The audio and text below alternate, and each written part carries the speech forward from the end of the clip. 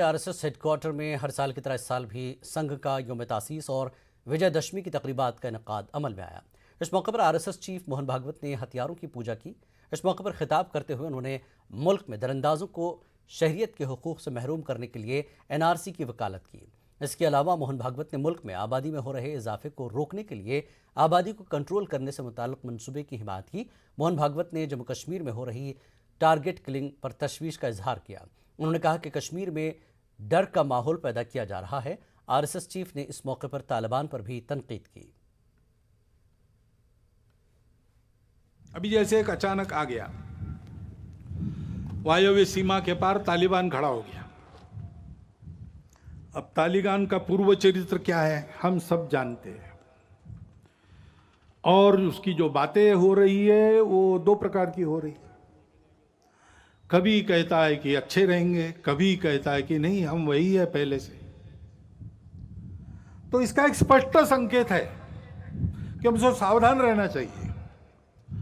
और तो और उस समय उसका समर्थन करने वाले जब खड़ा हुआ था, रशिया भी था, तुर्कस्तान भी था, चीन और पाकिस्तान तो आज भी है।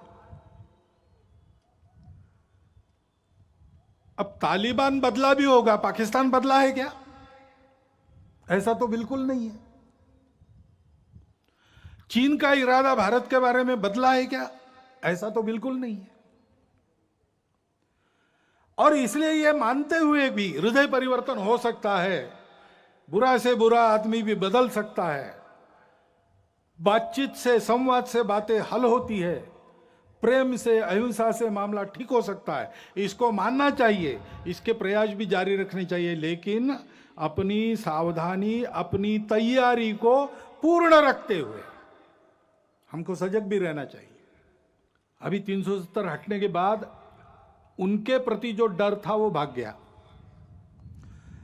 अब वो डर से ही काम लेते थे, तो उस डर को वापस लाना उनके लिए आवश्यक है।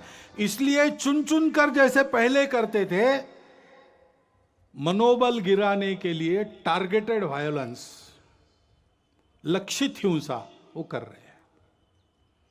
उद्देश्य कई है उनका कि अपने डर को फिर से स्थापित करना, और समाज वहां संघर्ष कर रहा है। वो कह रहा है कि एक बार डरे डरे अब नहीं डरेंगे, आप डर को वापस नहीं ला सकते। लेकिन शासन को भी बड़ी चुस्ती से इसका बंदोबस्त करना पड़ेगा, तब इस संघर्ष को हम ले लेंगे, जीत लेंगे।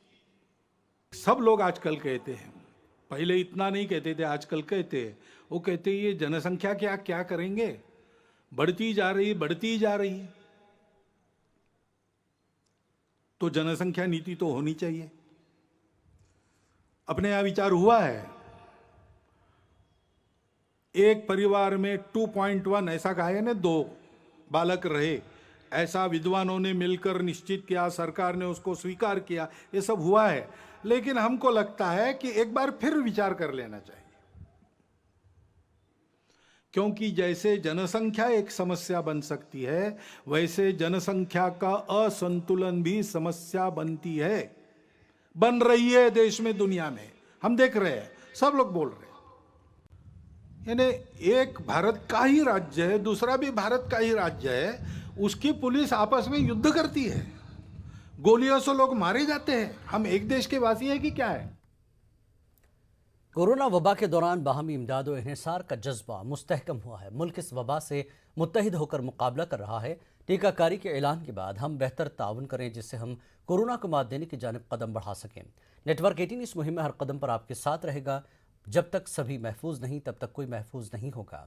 इसी सोच की बुनियाद पर हमारी मुहिम संजीवनी का मकसद यह यकीनी बनाना है कि वैक्सीन पाना सभी हिंदुस्तानियों का हक है।